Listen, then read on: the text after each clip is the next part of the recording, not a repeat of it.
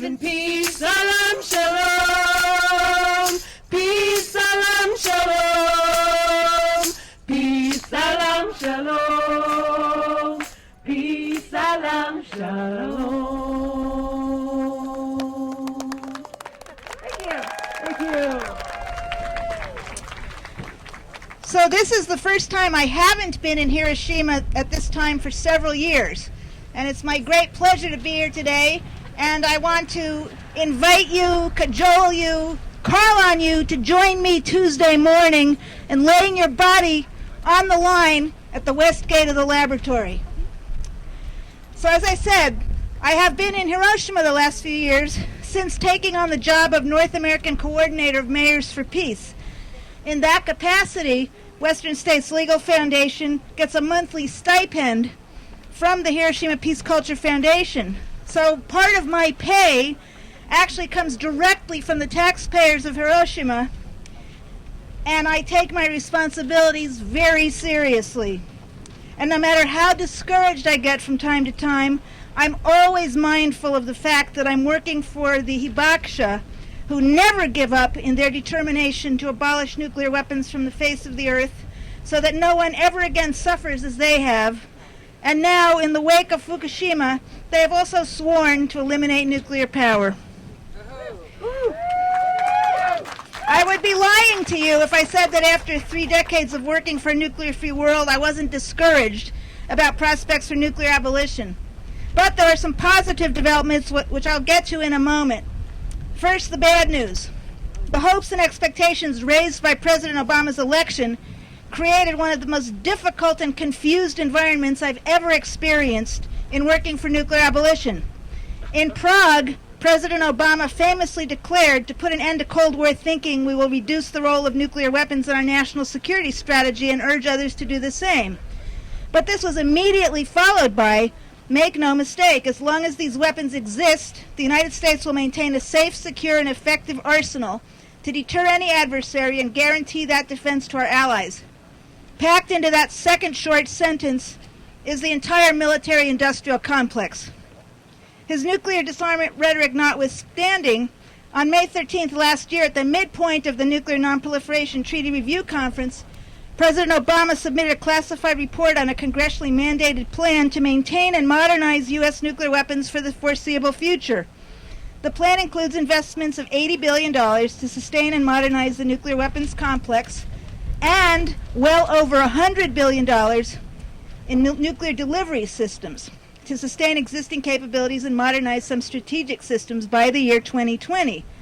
A second White House fact sheet, released November 17th of last year, entitled An Enduring Commitment to the U.S. Nuclear Deterrent, increased the amount projected to modernize the U.S. nuclear weapons complex that supports our deterrent to more than $85 billion over the next decade. Then, in testimony before the House Armed Services Committee on March 2nd of this year, the Principal Deputy Undersecretary for Defense Policy increased the numbers again, stating the administration's fiscal year 2012 budget reflects our commitment to the modernization of our nuclear arsenal for the long term, including some $125 billion over the next 10 years to sustain our strategic delivery systems, and about $88 billion over the same period to sustain our nuclear arsenal and modernize infrastructure. So the 2012 budget request includes increased funding for 3 new nuclear weapons production plants. It also includes life extension programs. Wouldn't you all like to have life extension programs? For 3 warhead types, including the B-61 warhead, a U.S. bomb still deployed at NATO bases in Europe. Mostly we hear about the nuclear warhead budget. That's the $7.6 billion. But the Department of Energy budget only covers nuclear warheads. In addition, in response to the President's commitment to modernize all 3 legs of the strategic triad of nuclear delivery systems, the Department of Defense 2012 budget request includes $197 million for research and development on a new Air Force long-range bomber. In all, $3.7 billion is slated to be spent in developing this nuclear-capable aircraft over the next 5 to 6 years, and it marks the development of the first nuclear-capable drone.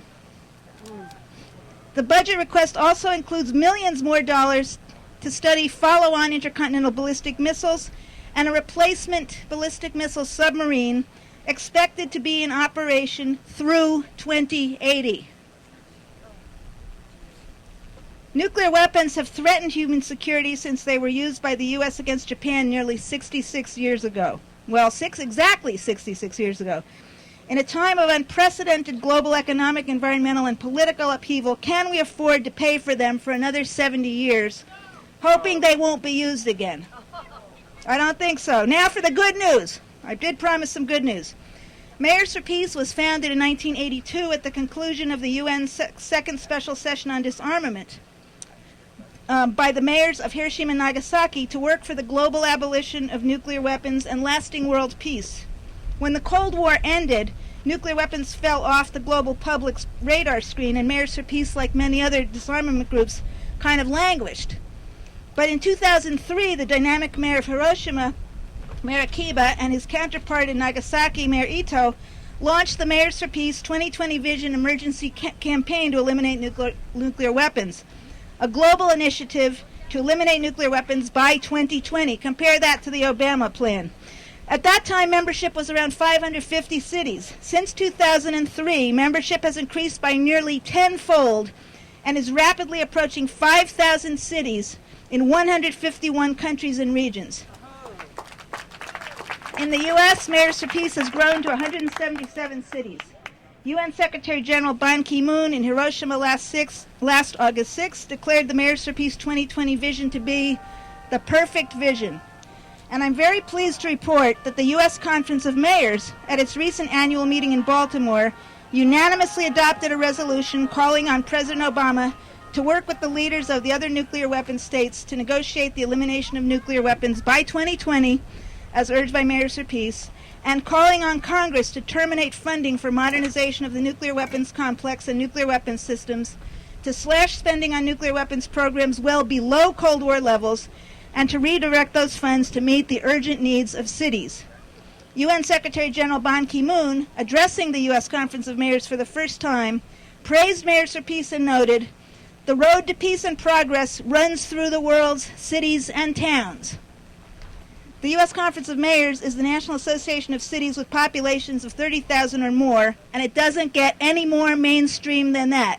But you heard it here, not in the mainstream media. So follow up with your mayors. That's something everybody can do.